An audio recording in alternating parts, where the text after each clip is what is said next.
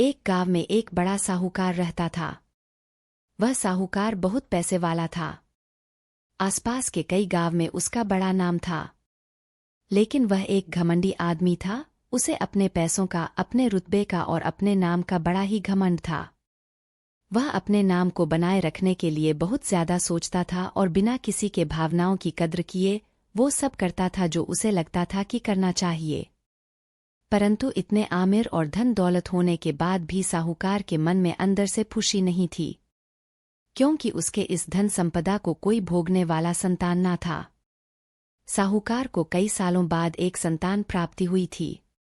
साहूकार ने अपने इस खुशी को मनाने के लिए अपने घर पर एक बहुत बड़ा कार्यक्रम रखा, जिसमें उसने आसपास के गांव के सभी श्रीमंत लोगों को और सिर्फ ऐसे रिश्तेदारों को जो पैसे वाले थे बुलाया था। वहीं पास के गांव में साहूकार की खुद की सगी बहन भी रहती थी, परंतु इन दिनों उसकी बहन की आर्थिक परिस्थिति कुछ अच्छी नहीं थी, इसलिए उसने अपनी सगी बहन तक को इस कार्यक्रम के लिए नहीं बुलाया था।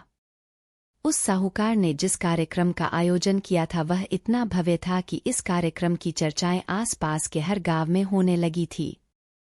और इसके अलावा उस कार्यक्रम में इतने प्रसिद्ध और श्रीमंत लोग आने वाले थे कि यह खबर उस साहूकार की बहन तक भी पहुंच गई।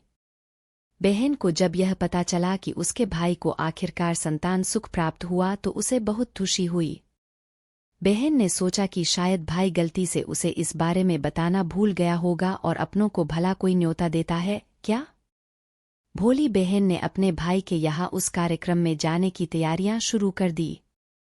जिस दिन वह कार्यक्रम था उस दिन बहन सुबह सुबह ही अपने भाई के घर जाने के लिए निकल पड़ी। रास्ते में अपने पुराने मैले कपड़े देख उसे ख्याल आया कि अगर किसी और के घर जाना होता तो मैं ऐसे कपड़ों में जाने की सोचती भी नहीं, लेकिन मैं तो मेरे अपने घर, मेरे मायके जा रही हूँ, वहां मुझे ये सब सोचने की कोई जरूरत नहीं है। भाई को तो बस खुशी होगी कि बहाना आई है। जैसे ही वह अपने मायके पहुंची वहां का भव्य आयोजन देखकर वह बहुत ही खुश हो गई और उसे अपने भाई पर बहुत गर्व हो रहा था। वहां पर वह जल्दी से जल्दी अपने भाई को मिलकर उसकी खुशी में शामिल होना चाहती थी। वह तुरंत सीढ़ियां चढ़कर घर के अंदर प्रवेश कर गई। उसने देखा कि उसका भाई मेहमान के तौर पर आए सभी धनाढ़, अमीर और नामी गिरामी लोगों का स्वागत करने में व्यस्त है। बहन जैसे ही अपने भाई की तरफ उससे मिलने के लिए बढ़ी उसके भाई की नजरें उस पर पड़ गई और अपनी बहन को ऐसे मैले पुराने कपड़ों में देखकर भाई ने उससे मिलना तो दूर बल्कि तुरंत ही बहाना बनाकर वहां से निकल गया। बहन ने सोचा इतने लोगों में बेचारा अकेला भाई क्या क्या करें, जरूर उसे कुछ काम याद आया होगा इसलिए वहां से चला गया होगा। बहन बाद में अपनी भाभी से मिलने गई। भाभी ने उसका स्वागत किया और उसे खाना खाने के लिए आग्रह किया। बहन ने सोचा ठीक है, पहले खाना खा लेती हूँ फिर बाद में आराम से भाई से मिल लूंगी। बहन खाना खाने के लिए पंगत में बैठी। साहूकार भाई ने देखा कि अपने सभी धनवान मेहमानों के बीच उसकी गरीब बहन बैठी हुई। सभी कीमती पोशाक पहने लोगों के बीच उसकी बहन जो पुराने मेले कपड़े पहनकर बैठी थी, यह साहूकार से देखा नहीं गया। उसने अपनी बहन को अपने पास बुलवाया, भला बुरा सुनाया और वहां से जाने के लिए बोला।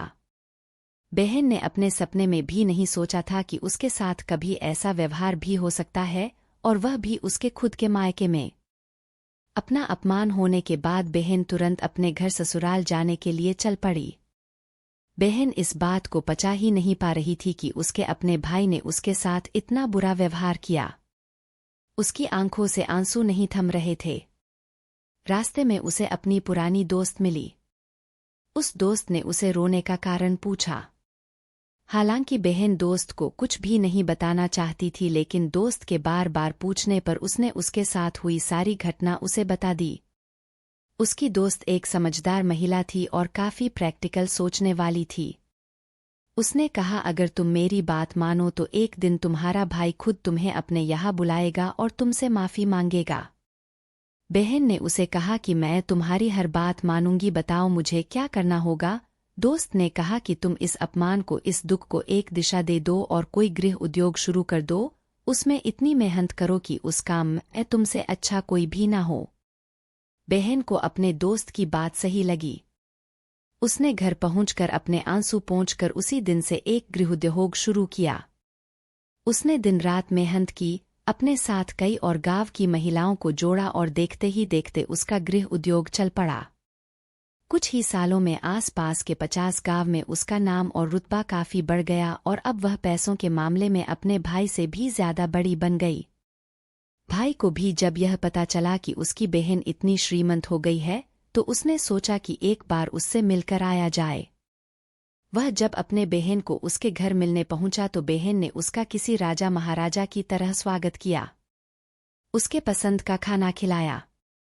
बहन का ऐसा व्यवहार देखकर भाई को अपनी पिछली गलती का एहसास हुआ, इसलिए उसने अपनी बहन को अपने घर होने वाली पूजा के लिए आमंत्रित किया।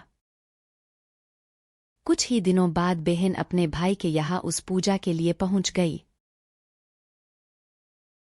जैसे ही बहन अपने भाई के घर पहुंची, उसका भाई उसके स्वागत के लिए दरवाजे में ही खड़ा था।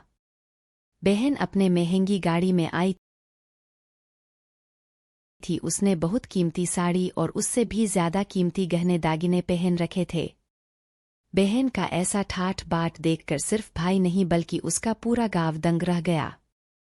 भाई दौड़कर आया और बहन की गाड़ी का दरवाजा खोलकर उसे बाहर आने के लिए कहा और बड़े प्यार से उसे पूजा का प्रसाद ग्रहण करने के लिए बुलाया। बहन को इस बार 12 पकवान परोसे गए थे। चांदी की थाली में उसे खाना दिया गया था, वह साथ में एक सोने की चम्मच भी रखी गई थी। उसके बैठने के लिए बेशकीमती पाट रखा गया था। बहन को यह सब देखकर उसके वह पुराने दिन याद आ गए जब भाई ने उसे बिना खाना खिलाए ही भला बुरा कहकर वापस लौटा दिया था। बहन खाना खाने के लिए तो नहीं बैठी, लेकिन उसने अपने सारे कीमती दागिने और जेवर उतारकर उस थाली के सामने रख दिए और खाने में से कुछ निवाले उन दागिना पर रख दिए। बहन का ऐसा व्यवहार देखकर सभी हैरान थे, किसी को नहीं समझ में आ रहा था कि बहन ऐसा क्यों कर रही है, आखिर वह क्यों उन जेवरों को खाना खिला रही है। जब सभी ने उससे पूछा कि वह क्यों ऐसा कर रही है, तब बहन ने सबके सामने बताया कि आज जो उसका इतना मान सम्मान हो रहा है, वह दरअसल उसका नहीं, उसके इन्हीं कीमती दागिनों और कपड़ों का हो रहा है।